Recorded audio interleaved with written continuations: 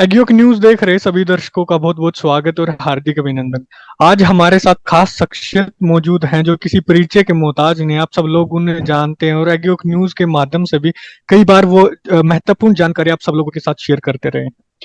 तो हमारे साथ पोल्ट्री फार्मर्स वेलफेयर एसोसिएशन के प्रेसिडेंट मिस्टर FM शेख जी, जो प्रेसिडेंट हैं ब्रॉयलर फार्मर एसोसिएशन के, तो वो हमारे साथ मौजूद हैं।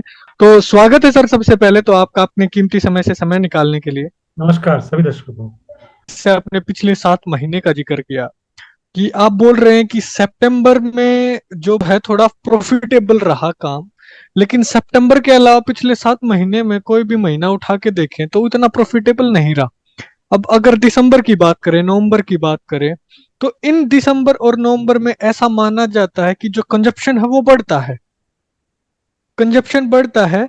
लेकिन उस तरीके से कंजप्शन बढ़ेगा तो डिमांड बढ़ेगी, डिमांड बढ़ेगी तो रेट बढ़ना चाहिए। ऐसा एक जो सिंपल इकोनॉमिक्स में देखे तो ऐसा होता है। लेकिन जैसा आप बता रहे हैं उस हिसाब से ऐसा लग नहीं रहा है कि जब कंजप्शन बढ़ रहा है तो उस तरीके से रेट ब्रॉयलर का बढ़ा नहीं। तो आप इस चीज को थोड़ा हाईलाइट कर पाएंगे, क्योंकि मैं इसको अंडे से थोड़ा रिलेट करना चाह रहा हूँ।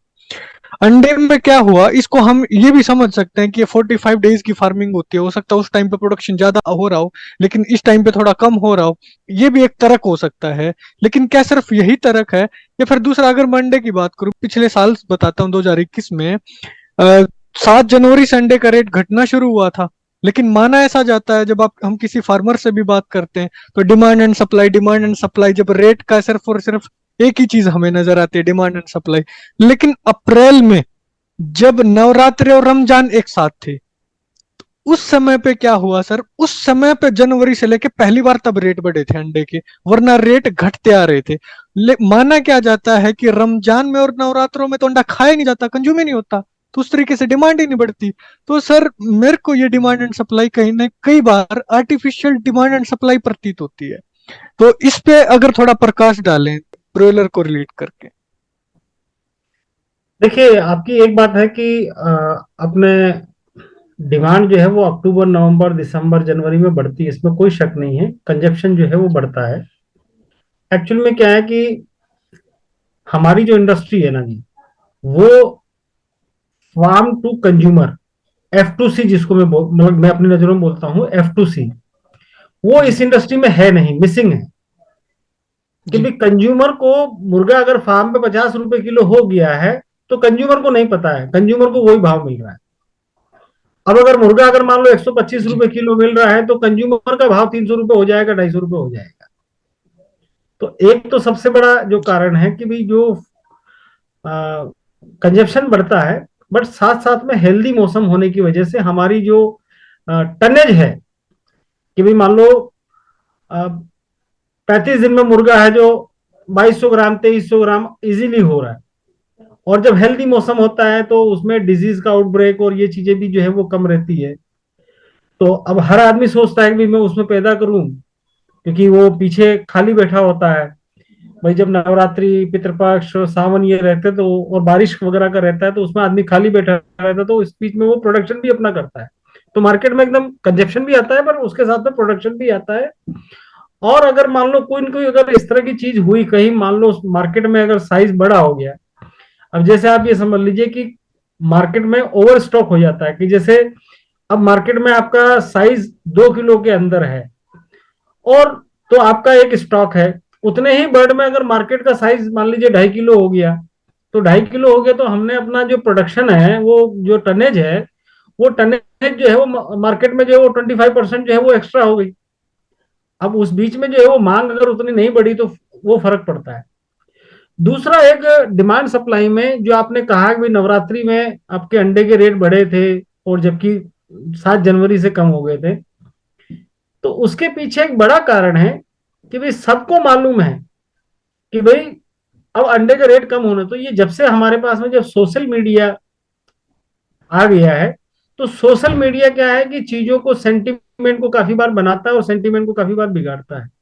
कि नवरात्रि आने वाली तो उससे पहले आदमी अपना मैनेज करके चलता है। तो जैसे आपने रमजान की और नवरात्रि की बात करी, तो उसी तरह से 2022 में ब्रॉयलर में भी चमत्कार हुआ।